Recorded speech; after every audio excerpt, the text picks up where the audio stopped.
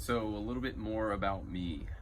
My name's Bowie. I was diagnosed with type 1 diabetes in the summer of 2001 after an extended bout with Lyme's disease. And I had gone under a few rounds of antibiotics leading up to my diagnosis. I stayed sick and they weren't sure if I wasn't reacting to the antibiotics and that it was still Lyme. They ended up taking my blood sugar and that was the end of the story. So Lyme was my kind of triggering event, and my diagnosis ignited something in me. I had always been a curious kid. I had always looked for kind of the underlying mechanisms of why what was happening, and when I got diagnosed, I wanted to learn everything there was about diabetes. And so I got into stem cells, which was the popular topic at the time, cellular biology, insulin, glucagon, like everything, every component of diabetes I was just fascinated with. And it influenced my choices when it came to higher education. When I went to school, I studied microbiology, I studied biology, organic chemistry. I kind of went on that pre-med route and got interested in kinesiology and muscle physiology from an athletic performance standpoint. I played baseball in college as well, so there was always a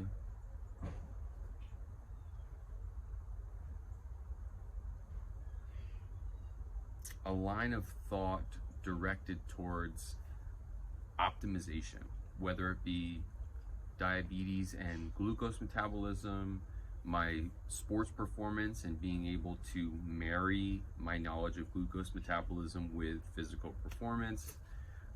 So I ended up getting my master's degree in kinesiology and got into the world of sports performance, weightlifting, bigger, faster, stronger type stuff with college athletics. And this bled into private training with individuals, as well as teaching classes, learning how to lift weights. And this was a great corollary to my fascination with diabetes, because in the private training arena, health is obviously a primary motivator for those interested in lifting weights.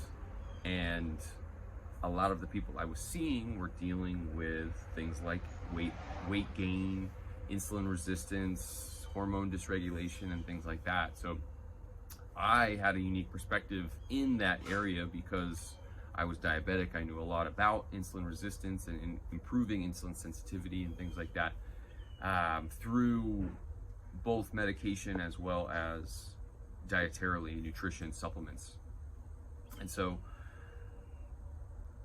that was a great playground for me to work with my knowledge of, from a subclinical standpoint of knowing the diabetic condition and things that can help with insulin resistance, and then marrying that with exercise, athletic performance, and also the psychology of healing, the psychology of self-improvement and positive reinforcement and habit stacking, habit building, all those kinds of things perfectly kind of converged in that private training space. And I then went from private training and I became a firefighter at the same time. So I was in firefighting school, I was an EMT, so I got a little firsthand experience with emergency medicine. And that was a huge eye-opener for me, because I got to see frontline evidence, frontline experience, seeing how the general public was experiencing diabetes.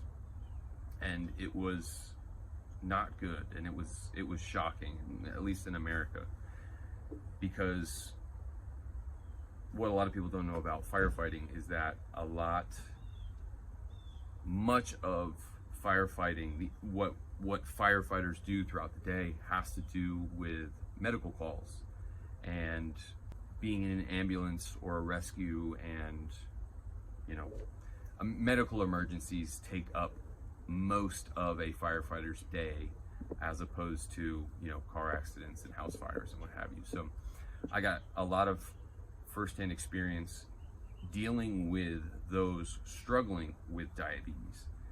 And when I saw those struggling with diabetes, I got some firsthand accounts of how the medical system was handling those with diabetic issues, from the medications that they were taking, from the frequency of their appointments, their level of understanding and education surrounding their condition. It was all so incredibly poor, because there were all of these people with these consistent, like, weekly, daily, monthly, cyclical emergencies stemming from their inability to take care of themselves. And the system that was saving them, the emergency medical system, was doing nothing to address the root cause, which was a lack of education.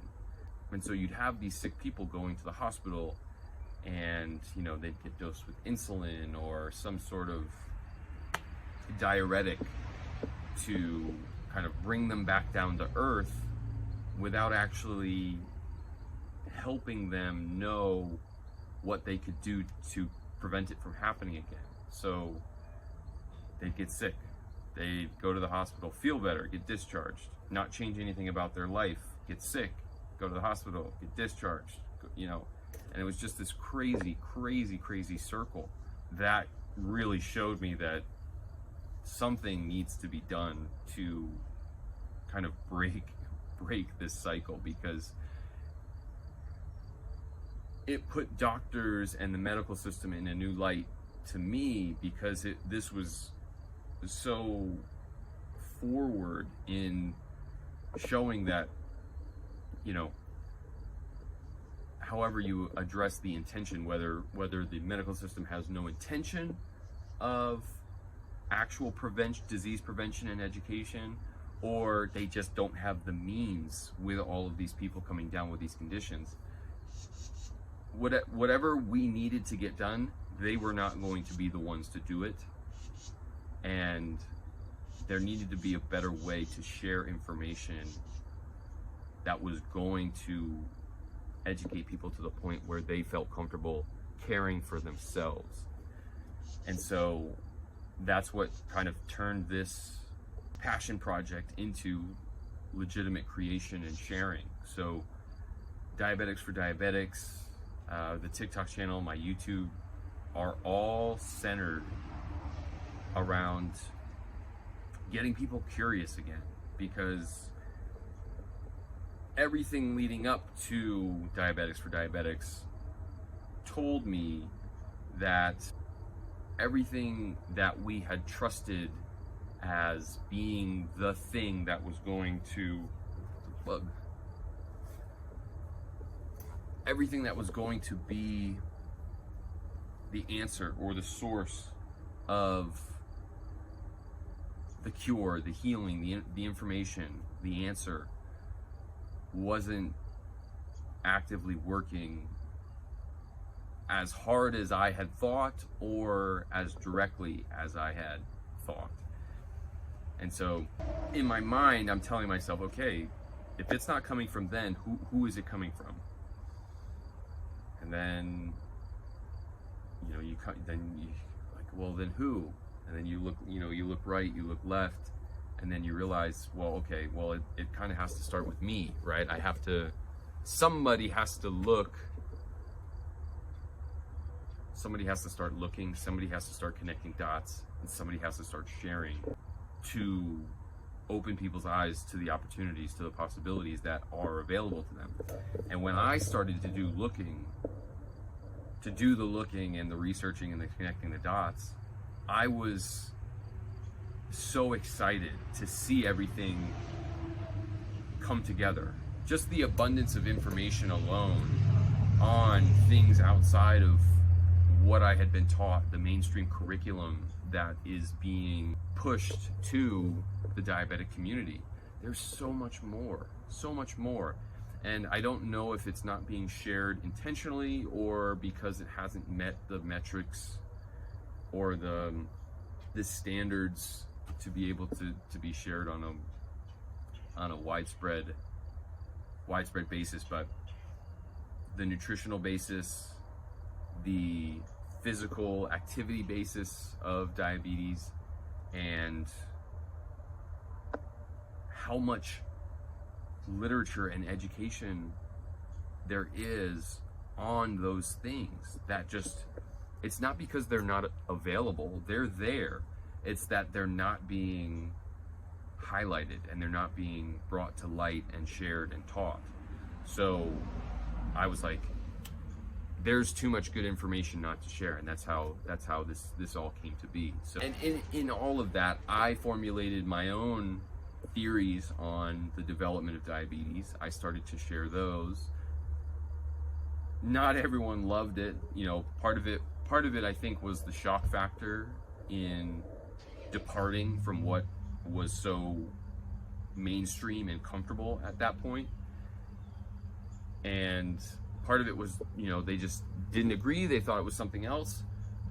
I want to start a conversation. I am not here to tell you that I'm right, and if you don't follow me, you're wrong.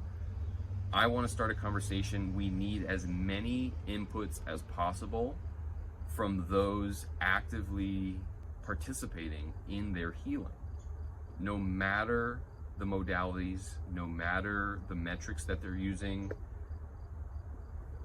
we want to hear about it. We want to hear about it. We want to know what you're doing and how it's working for you, because if it worked for you, it's going to work for somebody else. It's not going to work for everyone else. But if we get enough puzzle pieces on the table, we're going to have enough information and enough inputs that all of these people at the table are going to be able to see what others have done and how that correlated with their condition, and then piece together how those pieces make a whole for their condition.